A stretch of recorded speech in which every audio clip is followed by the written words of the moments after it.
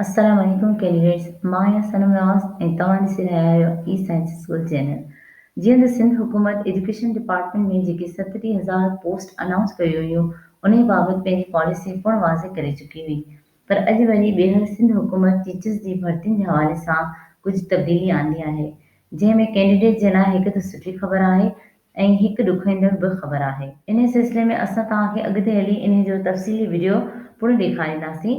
ऐं इन खां पहिरीं जेकॾहिं तव्हां असांजे चैनल ते नवां आहियो त सब्सक्राइब करियो, लाइक करियो ऐं शेयर करियो ऐं बेल आइकन ज़रूरु दबाइजो त इन सां रिलेटेड जेके वीडियोज़ आहिनि उहे तव्हां ताईं सभ खां पहिरीं पहुचनि।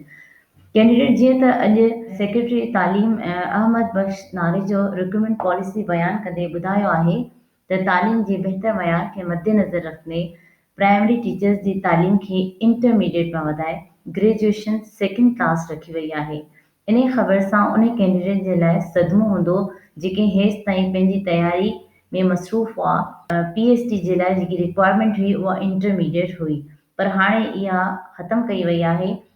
इंटरमीडिएट जे बजाए ग्रेजुएशन रखी वई आहे सेकेंड क्लास, ऐं उन सां गॾु हाणे उहे एलिजिबल न आहिनि कैंडिडेट जेके हेसि ताईं पंहिंजी तयारी में मसरूफ़ हुआ, ऐं उहे हाणे अप्लाई करे न सघंदा PST जी जॉब लाइ।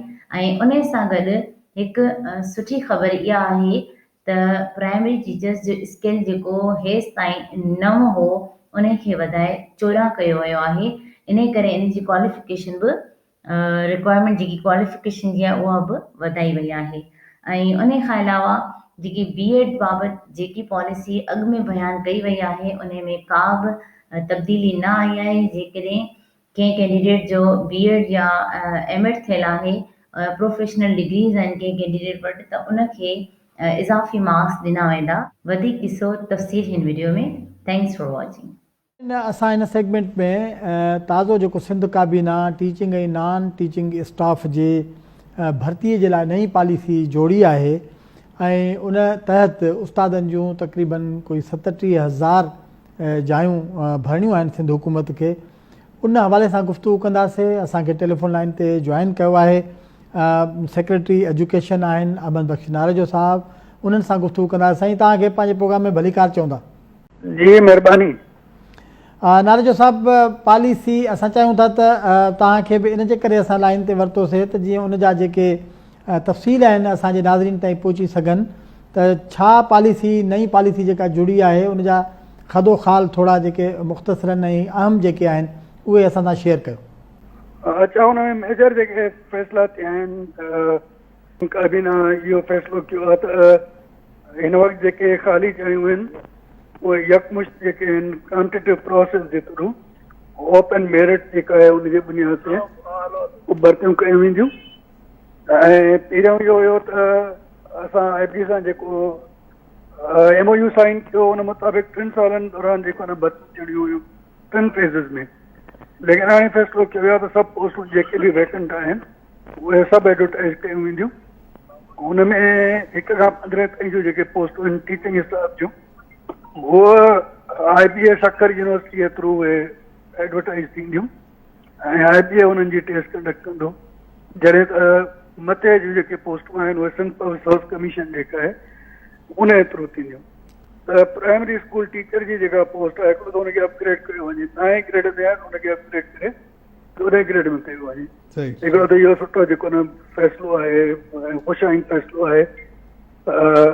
नंबर ॿी ॻाल्हि इहो फ़ैसिलो कयो वियो आहे त प्राइमरी स्कूल टीचर जेको आहे उनजी क्वालिफिकेशन जेका आहे मिनिमम क्वालिफिकेशन जेका आहे उहा ग्रेजुएशन हुअणु घुरिजे सेकेंड क्लास में।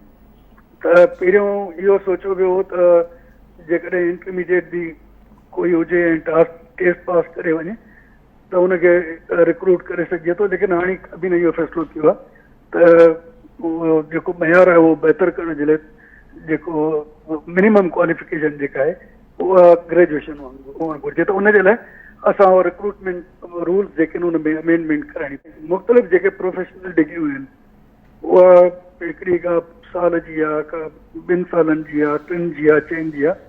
उन हिसाब सां असां जेके कैंडिडेट्स जेको पंहिंजो कॉम्पिटिटिव प्रोसेस मां टेस्ट पास करे ईंदा, IB जी टेस्ट पास करे ईंदा, उन्हनि खे पोइ क्वालिफिकेशन जी जेका आहे प्रोफेशनल क्वालिफिकेशन उन मुताबिक़ जेको आहे न उन्हनि खे मार्क्स जेके आहिनि जेके एलोकेट थियल आहिनि उहे उन्हनि खे साहब इहो बि ॿुधाईंदा हलो त इहा जेका भर्ती हूंदी इहा कॉन्ट्रैक्ट ते हूंदी या रेगुलर बेस ते हूंदी या इहा यूसी बेस ते हूंदी? जेके बि भर्तियूं आहिनि